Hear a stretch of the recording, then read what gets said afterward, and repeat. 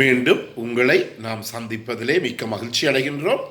நான் இலங்கையிலே இருந்து பதுளை போதனா வைத்தியசாலையில் இருந்து வைத்தியர் கிருஷான் வேதநாயகம். இன்று உங்களுக்கு தெரியும், உலகம் முழுவதுமே உணவுகளிலே பலதரப்பட்ட கலப்படங்கள் இருக்கின்றது. அண்மையிலே வந்த ஒரு அதிர்ச்சியான ஆராய்ச்சி முடிவுகளின்படி எங்களுடைய நாடு இலங்கையிலே தான் கூடுதலான அளவு ஆபத்தான உணவுப் பொருட்கள், அதாவது கலப்படத்துடன் கூடிய உணவுப் பொருட்கள் விற்கப்படுவதாக அந்த ஆராய்ச்சி முடிவு ஒன்று தெரிவிக்கின்றது. முக்கியமாக பல பேர் எங்களிடம் வந்து கேட்பது என்னவென்றால், இந்த தேங்காய் எண்ணெயை பற்றி. நான் போன ஒரு நிகழ்ச்சியிலே உங்களுக்கு சொன்னேன், இந்த polyunsaturated fatty acid, polysaturated fatty acid என்று சொன்னேன். அதாவது இந்த கொழுப்பு அமிலங்களிலே நிறைவுடைய கொழுப்பு அமிலம், நிறைவற்ற கொழுப்பு அமிலங்களை பற்றி சொன்னோம். இந்த சேச்சுரேட்டட் ஃபேட்டி ஆசிட், அதாவது நிறைவுற்ற இந்த கொழுப்பு அமிலம்தான் உடலுக்கு பல பாரதூரமான பக்க விளைவுகளை ஏற்படுத்தி எங்களுக்கு இந்த மாரடைப்பு நோயை ஏற்படுத்துகின்றது.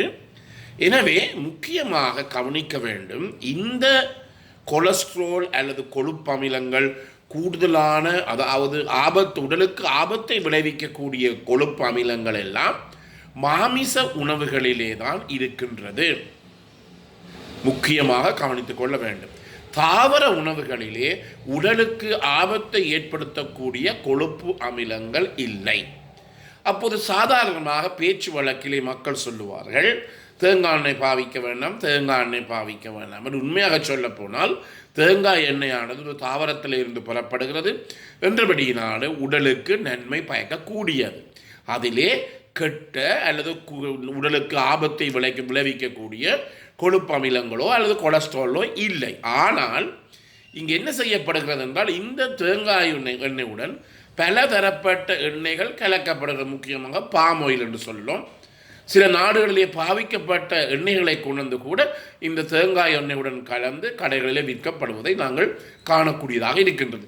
இதன் காரணமாகத்தான் அந்த தூய தேங்காய் எண்ணெயினுடைய தன்மை அற்றுப்போகிறது. எனவே எண்ணெய் பொறுத்த மட்டிலே உடலுக்கு நன்மை பயக்கக்கூடிய எண்ணெய் என்றால் அது தூய தேங்காய் எண்ணெய்.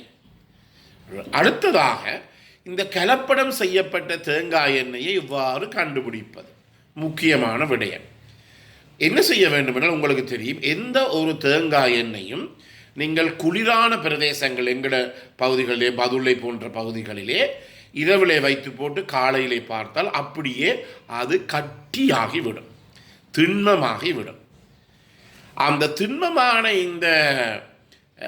இந்த தேங்காய் எண்ணெயிலே ஒரு உள்ளுக்குள்ளே அந்த ஃபார்ம் என்று சொல்லுவோம், அதாவது நுரையாக தெரியுமாக இருந்தால் அது கலப்படம் செய்யப்பட்ட தேங்காய் எண்ணெய்.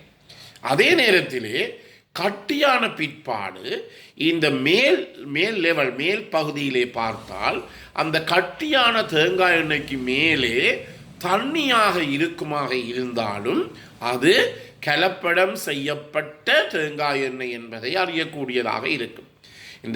என்ன சொல்லுவோம், இந்த திண்ணமான இந்த தேங்காய் எண்ணெய் பகுதிக்குள்ளே ஏதாவது நுரையாக இருக்குமாக இருந்தால் அது கலப்படம் செய்யப்பட்டது. அல்லது இந்த ஏர் பபுள்னு சொல்லும் வழி மாதிரி வாயு குமிழ் மாதிரி இருந்தால் அது கலப்படம் செய்யப்பட்டது. அதே நேரத்திலே ஒரு போத்தலுக்குள்ளே நாங்கள் விடுகின்ற போது மேல் பகுதியிலே அந்த திண்ணமான தேங்காய் எண்ணெய்க்கு மேல் பகுதியிலே ஒரு தண்ணீராக மிதக்குமாக இருந்தால், அப்படியே சரிச்சால் அந்த தேங்காய் எண்ணெய் ஊற்றப்படாத அது திண்ணமாகி போய்விட்டது. ஆனால் அதுக்கு மேலே இருக்கிற அந்த திரவம் அப்படியே வெளியேறும். அதென்றால் அது ஒரு கலப்படம் செய்யப்பட்ட தேங்காய் எண்ணெய். எனவே தேங்காய் எண்ணெய் தான் 100% உடலுக்கு நன்மை பயக்கக்கூடிய கொழுப்பு அமிலங்களை கொண்ட எண்ணெயாக இருக்கின்றது. ஏன், அது தாவரத்திலிருந்து புறப்பட்டபடியினாலே. அதே நேரத்தில் கலப்படம் செய்கின்ற போதுதான் இந்த தேங்காய் எண்ணெயினுடைய நிலைமை மாற்றம் அடைகிறது. உங்களுக்கு தெரியும், அண்மையிலே நாங்கள் இந்த மிளகாத்தூளை செய்கிறோம். இந்த மிளகாத்தூள் செய்வதற்கு நாங்கள் பாவிக்கின்ற மிளகாய் என்ன, சிவப்பு நிறமுடைய செத்தல் மிளகாய் என்று சொல்லுவோம். இந்த செத்தல் மிளகாயை நீங்கள் ஒன்றை வாங்கி ஒரு 10 நிமிஷம், கடையிலே ஒரு செத்தல் மிளகாய் வாங்கி ஒரு 10 நிமிஷங்கள் நீங்கள் என்ன செய்ய வேண்டும், ஒரு சுடுதண்ணீரை போட்டு பாருங்கள். 10 நிமிஷத்துக்கு பிறகு அந்த தண்ணி சில நேரங்களில் சிவப்பாகிவிடும். என்னென்றால் இப்போது இந்த செந்தல் மிளகாய்களுக்கு என்ன செய்யப்படுகிறது, இந்த சிவப்பு நிறம் தீட்டப்படுவதாக கண்டுபிடிக்கப்பட்டிருக்கின்றது.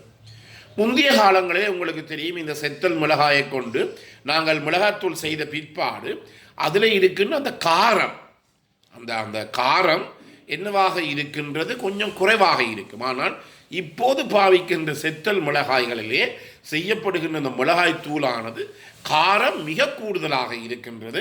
இதற்குரிய முக்கிய காரணம் என்ன, அந்த செத்தல் மிளகாயிலே கலப்படம் செய்யப்பட்டிருக்கின்றது. அந்த செத்தல் மிளகாயிலே என்ன, இந்த மிளகாய்களை எடுத்து அதுக்கு மேலே நிறம் தீட்டப்பட்டிருக்கின்றது. இது நீங்கள் கடையிலே முதலாளியிலே கேட்டு போட்டு ஒரு மிளகாய் கொண்டு வந்து ஒரு பச்சை ஒரு செத்தல் மிளகாய் கொண்டு தண்ணீருக்குள்ளே போட்டு பார்த்தால் அது எப்படிப்பட்டதாக இருக்கும் என்பதை உங்களினாலே கண்டுபிடிக்கக்கூடியதாக இருக்கும். எனவே இந்த கலப்படம் செய்யப்பட்ட இந்த பொருட்களை பாவிக்கின்ற போதுதான் உடலுக்கு தீமை விளைவிக்கிறதே தவிர, அதை விட்டு போட்டு நாங்கள் இந்த தேங்காய் எண்ணெய் ஆனது உடலுக்கு கூடாது என்று சொல்வது 100க்கு 100% பிழையானது. அதே நேரத்திலே நான் முதல்முறை உங்களுக்கு சொன்னேன், என்ன, ஒரு எண்ணெயை நாங்கள் பாவிக்கிறோம், ஒரு பொரியலுக்கு பாவிக்கிறோம் என்று வைத்துக்கொள்வோம். அந்த ஒரு தரம் பாவிக்கப்பட்ட எண்ணெயை நாங்கள் என்ன செய்ய வேண்டும், அப்படியே நாங்கள் எறிந்து விட வேண்டும், வீசிவிட வேண்டும். இல்லாவிட்டால் திருப்பி அந்த தாட்சியிலே அந்த பழைய எண்ணெயும் வைத்து அதற்குள்ளே திருப்பி நாங்கள் புது எண்ணெயை சேர்க்கின்ற போது அந்த சேர்க்கப்பட்ட புதிய எண்ணெயினுடைய தன்மை கூட இந்த பழைய எண்ணெய் காரணமாக அற்று போய்விடும்.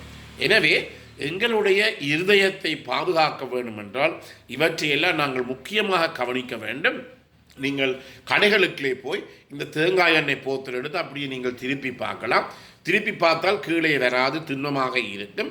அடியில் இருந்து அந்த திருப்பின பகுதியிலிருந்து நீர் மாறி வெளியேறுகிறது என்றால் அது நிச்சயமாக ஒரு கலப்படம் செய்யப்பட்ட தேங்காய் எண்ணெயாகத்தான் இருக்கும். எனவே இப்படிப்பட்ட விடயங்களை நாங்கள் கவனித்து கொள்ள வேண்டும்.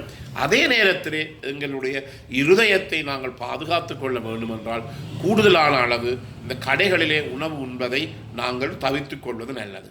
உங்களுக்கு தெரியும், பலதரப்பட்ட ரசாயன பொருட்கள் சுவை ஊட்டிகளாக சேர்க்கப்படுகிறது. இந்த சுவை ஊட்டிகள் எல்லாம் உங்களுடைய உடலுக்கு பாரதூரமான தீங்கை ஏற்படுத்தக்கூடியதாக இருக்கும். எனவே என்னுடைய கருத்துப்படி வீட்டில் இருந்து ஒரு சோறும் ஒரு சம்பளும் சாப்பிட்டால் அதிலே கிடைக்கின்ற அந்த நுரையுணவானது கடைகளிலே போய் ஒரு ஃப்ரைட் ரைஸையோ ஒரு பிரியாணியை கொத்தையை கொண்டு நாங்கள் சாப்பிடுகின்ற போது எங்களுக்கு அவை பாரதூரமான தீங்கை உணவுக்கு விளைவிக்கக்கூடியதாக இருக்கும். அதே நேரத்தில் இந்த உணவுகள் தயாரிப்பதற்காக பயன்படுத்தப்படுகிற இந்த எண்ணெயானது பாரதூரமான, அதாவது அந்த எண்ணெயிலே பாலிசச்சுரேட்டட் ஃபேட்டி ஆசிட், அதாவது நிறைவான கொழுப்பு அமிலங்கள் இருக்கின்றபடியினாலே இவை எங்களுடைய உடலுக்கு தீங்கு விளைவிக்கலாம். இதன் மூலமாக எங்களுக்கு சிறு வயதிலேயே மாரடைப்பு அல்லது ஹார்ட் அட்டாக் அல்லது மயோகார்டியல் இன்ஃபாக்ஷன் ஏற்படக்கூடிய நிலைமை ஏற்படும்.